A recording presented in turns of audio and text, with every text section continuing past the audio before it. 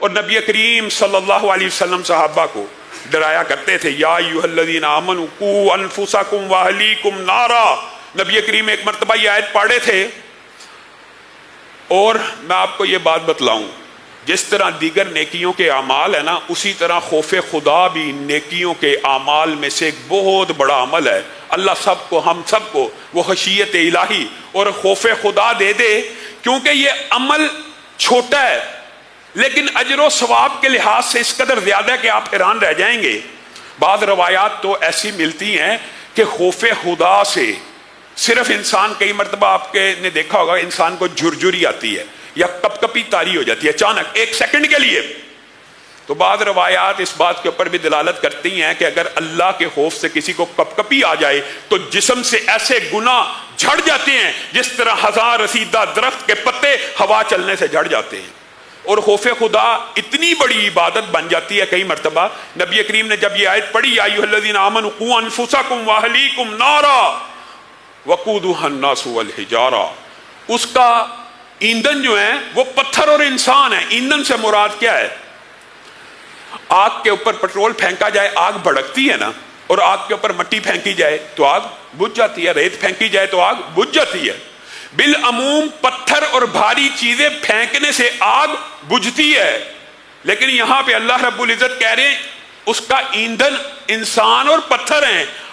انسان کو ڈالا جائے گا اور پتھر کو ڈالا جائے گا، بجھنے کی بجائے بھڑک اٹھے گی، وہی ایفیکٹ ہوگا جو پٹرول کا آگ پر چھڑکنے سے ہے۔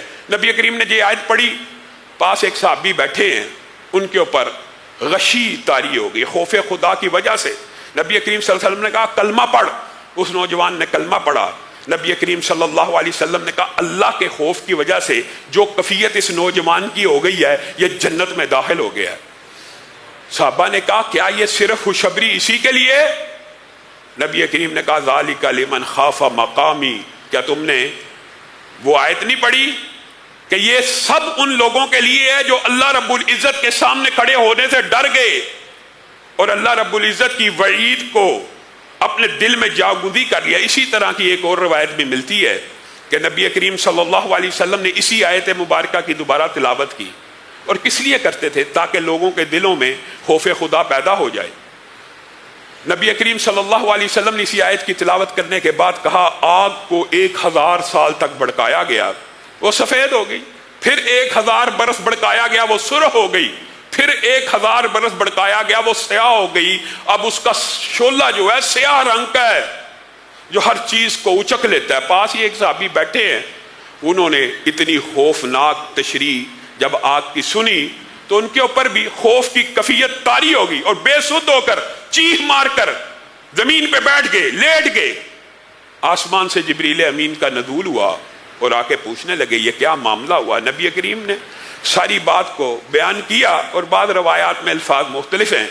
تو جبریل امین نے کہا اللہ نے مجھے آسمان سے نازل کیا ہے اور یہ پیغام آپ کو دینے کے لیے نازل کیا ہے کہ جو بندہ اس دنیا میں اس طرح میرے سے ڈر گیا، کل قیامت کے دن اس کو آگ سے محفوظ کر کے جنت میں داخل کر دوں گا۔ صرف اللہ رب العزت کا خوف، اور خوف کے اندر کئی مرتبہ کب کبھی بھی شامل ہے، اور جو بندہ اللہ سے ڈرتا ہے، حقیقت بات یہ ہے، میں آپ کو سچ کہہ رہا ہوں، مشاہدہ کر کے دیکھ لیں، اللہ سے ڈرنے والے سے دنیا ڈرنا شروع ہو جاتی ہے، اور جو اللہ سے نہیں ڈرتا اس کی معاشرے میں ردی کے برابر بھی کوئی حیثیت باقی نہیں رہتی، نہ عزت باقی رہتی ہے۔